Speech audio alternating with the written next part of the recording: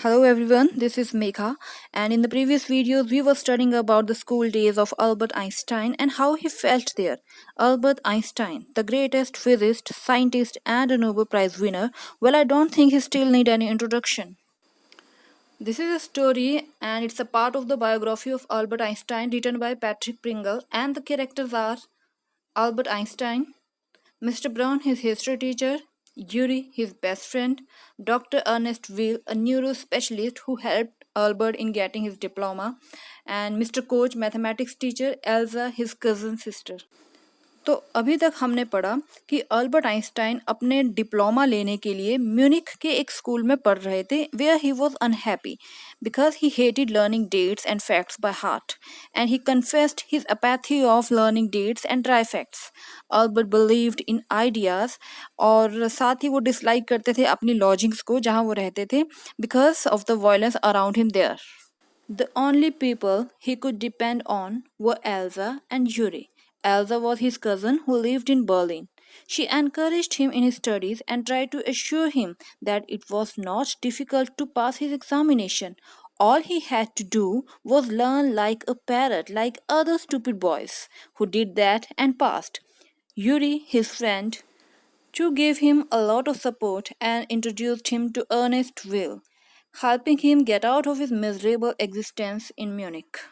अब जब अल्बर्ट को डॉक्टर अर्नेस्ट वेल से मेडिकल सर्टिफिकेट मिल गया था तो यूरी ने अल्बर्ट को कहा कि वो एक रेफरेंस के तौर पर मिस्टर कोच से राइटिंग के तौर पर कुछ ले ले ताकि उन्हें आगे कॉलेज में एडमिशन लेने के लिए डिप्लोमा की ज़रूरत ना पड़े जो उन्हें स्कूल से मिलने वाला नहीं था.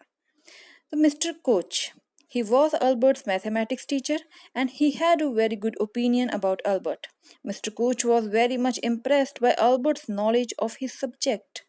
He was different from other teachers. He was very cooperative and helpful, so Albert met Mr. Koch.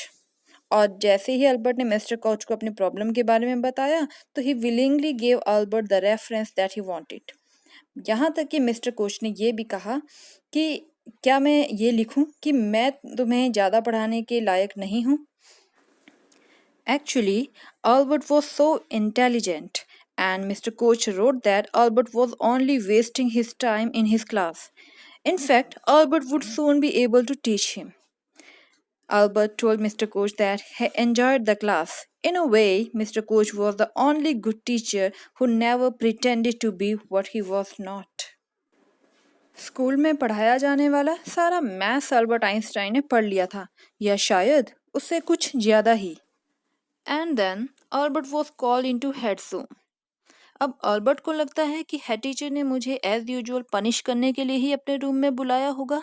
But to his surprise the head teacher said, I am not going to punish you.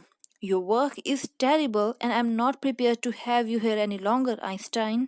I want you to leave the school now. Leave school now? Repeated Albert. That is what I said. Albert कहते हैं, You mean that I'm to be expelled? What crime have I committed? To which the head teacher replied, Your presence in the classroom makes it impossible for the teachers to teach and for the other students to learn. You refuse to learn and you are in constant rebellion and no serious work can be done while you're there. Albert head teacher को कहते हैं कि वैसे भी मैं यहाँ से जाने ही वाला था. And at that moment Albert के मन में एक बात आती है कि मुझे हेड टीचर को बताना है what he thought of the school and the truth. But somehow he managed to resist it because at last his wish was fulfilled. Albert walked straight out of the school with his head high. He said goodbye to his only friend Yuri, and Elsa was back in Berlin that time. At last, Albert was out of school. और इस तरह से Albert Einstein की wish पूरी होते ही ये chapter खत्म हो जाता है. अब करते हैं कुछ important question answers. What do you understand of Einstein's nature from his conversation with his history teacher, mathematics teacher and his head teacher? यानी कि अल्बर्ट आइंस्टाइन की जो अपने हिस्ट्री टीचर, मैथ्स टीचर और हेड टीचर के साथ बातचीत होती है उससे आप आइंस्टाइन के नेचर के बारे में क्या समझते हो. तो अब उस कन्वर्सेशन से हम तो यही समझते हैं कि Albert Einstein was a self respecting boy, straight forward and true to himself. And he was not good at learning facts. He did not see any point in learning dates of history. क्योंकि उन्हें लगता था history की dates तो हम books में वैसे ही देख सकते हैं, तो इन्हें लर्न करने से क्या फ़ायदा. And because of this rebellious nature, his history teacher and head teacher were very angry with him. Rebellious means जो पूरी तरह से विद्रोही नेचर होता है कि आपको जो चीज़ पसंद नहीं आ रही है आप उसके बारे में अपनी आवाज़ उठाते हो. But the views of his maths teacher was quite different. For his maths teacher, Albert was an extraordinary and intelligent boy, and he had all sympathy for him because he knew how intelligent Albert was. Next question is, how do you distinguish between information gathering and insight formation? कि information gathering और insight formation एक दूसरे से अलग कैसे है? Information gathering. Information gathering means to gather the information that is already available. कि ऐसी information इकट्ठी करना जो already existed है, और इस तरह की information we gather from parents, from teachers, from books, from internet, from our journeys and a host of other things. These all are external information. And according to Albert Einstein, information gathering is not the true purpose of education. मतलब education को सिर्फ information gathering तक ही सिमट कर नहीं रहना चाहिए. Education ऐसी होनी चाहिए जो स्टूडेंट को सोचने पर मजबूर कर दे. Insight formation.